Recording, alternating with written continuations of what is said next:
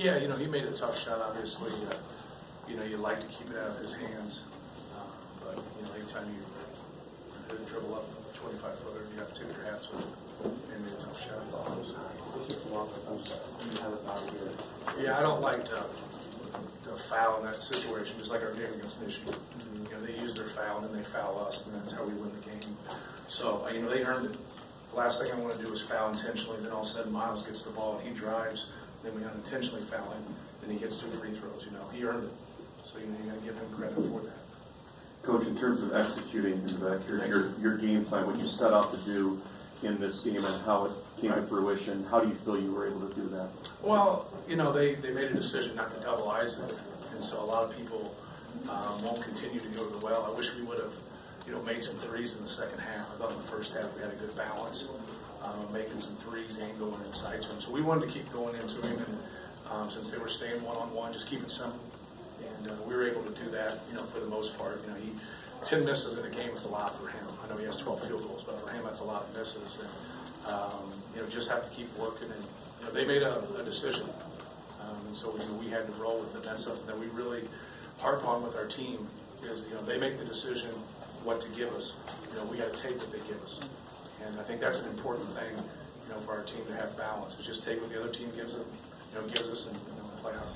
How do you sort of process this week, the way the last 2 games ended? Well, you lose today on a step-back three-pointer by, a great player, and, you lose on a tip-in after you get a stop, by another great player. Cato Batesby made a heck of a play, and Miles Bridges made a heck of a play, but, that's part of basketball and competition.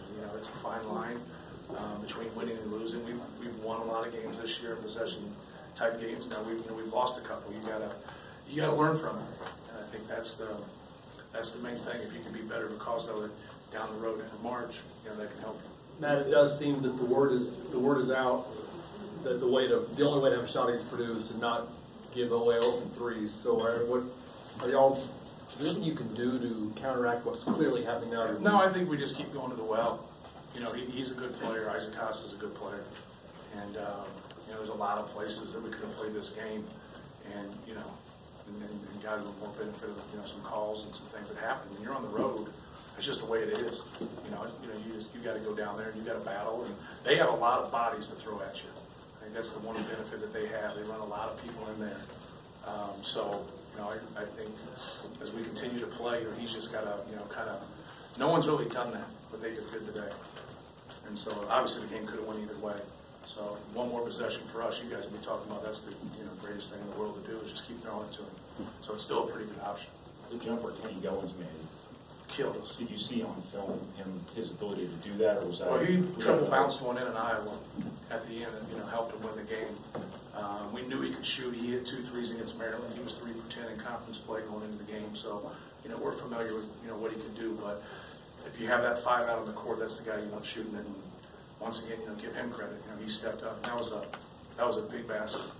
Never mind, just for the moment, who won the game, which is tough for you to do. What kind of game was that as a showcase for the Big Ten and college basketball? Well, I think it was a great game. It was 2 really good teams, 2 really competitive teams, and I wish we played Michigan State twice every year. Just like I wish we played Indiana twice, just because we lost this game, but we're better. We're better than we were 2.5 hours ago. Anytime you play against one of his teams, you're going to be challenged, and we put ourselves in a position to win the game, and we obviously didn't. But I think this was a great game, to show a lot of people in the country that the Big Ten's a pretty good conference. Well, you having trouble getting Isaac the ball? Was he getting the position that he needs? Yeah, give Schilling. I thought Schilling really worked hard.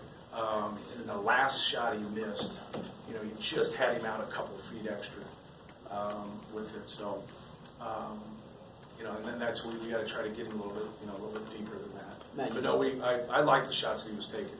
One time he went to a turnaround and Schilling got a piece of it, and I want him to be as aggressive as he can be, but he can go either way. I thought his hook was pretty good with his left hand tonight too.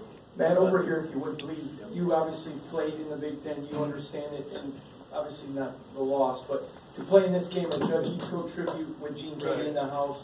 So was it a special time for you? Obviously not the loss, but the game being right. Sure, Coach Heathcote recruited me to come to Michigan State, and was just a great guy, great man. Obviously, he was known for his coaching to win the national championship with Magic in '79, but he was a much better person than he was a coach. I mean, he's just one of those guys that got along with everybody, had an unbelievable sense of humor, and him and Coach Katie together, it's pretty special to have those two guys in the room together. So yeah, it was a pretty neat thing because I was really close to coming here when I was making my decision. Thank you. You talked about trying to learn from this for down the road. How do you coach through? What lessons do you try to impart from shot week? Well, for me, it's we didn't turn the ball over in the first half. It's a pretty good stat. We had 3 turnovers for the game, but we had the 3 turnovers in a real crucial stretch where we didn't get the shots that we wanted. That stretch hurt us more than anything. We just kind of let the game get away from us a little bit in terms of what we were trying to do. And to their credit, they turned the basketball over, and they didn't either. So we really thought that we could prey on them when they turned it over. We could go get some possessions, some transition hoops, but they didn't turn the basketball over, so we didn't get very many of those opportunities. But I thought it was. I thought our guys played well. I thought they did some really good things. Like I said, I'd like to have a couple of those possessions back in that stretch where we took a couple ill-advised shots. We got a rebound on a great play by Grady Eifert, and then we would take a tough layup. We'd throw the ball away the next possession. And so we just got to be better at those times. Are you concerned about those little mistakes happening in big moments here the past couple games? Not really. Not really. They happen. I don't think that was when you reflect on it, it's a crucial time in the game, but it's not the last 2-3 minutes of the game. We still got shots. Isaac got up. He got a good shot late in the game. We just didn't make it. Moving forward, how key is it to get more scoring from more guys? You only have 2 double figures. Well, I think this is one of those outlier type games. They made a conscious decision to play him one-on-one. If you're going to play one-on-one, we're going to throw him the ball every time. I don't think you have to have balance when he gets 22 shots and he shoots 60% from the field. That makes sense to me, and we only turned the ball over 3 times. We got to be better in other areas. It also was more of a possession type game, but I don't think a lot of people will do that, especially when we play at home. Yes, Greg. Well, I'm not the coach, but it seemed like Indiana and Michigan also really just singled Isaac. Am I wrong there? Yeah. I am? Yeah. Indiana did. We scored them. They doubled in the first half 7 out of 8 times. How about Michigan? So they mix it up. They do some. They go back and forth. They try to get a guy in there and run a guy and give you a different look. But no, they stay one-on-one with you. Coach, with the way the schedule is right You guys should get your own teams, man. Damn. With the way the schedule is right now, the 3 teams only play each other once. Right. Look at the next couple weeks here, Yeah. especially with the compacted nature of it and the Big Ten tournament coming up. What do these 3 teams all have to do to chase that title? Well, obviously, they're in Ohio State's in a better position than we are. They went out, they win the league. So us at Michigan State are going to have to get a little bit of help. But I think everybody just has to focus on themselves. It's hard when you go on the road and try to win basketball games, and even at home. This was obviously hard for them, just like it was hard for us. And I think you can't beat yourself if you can try to put it in the theory. I think that's the best thing. Like tonight, we had some mistakes, but we turned the ball over 3 times. We didn't beat ourselves.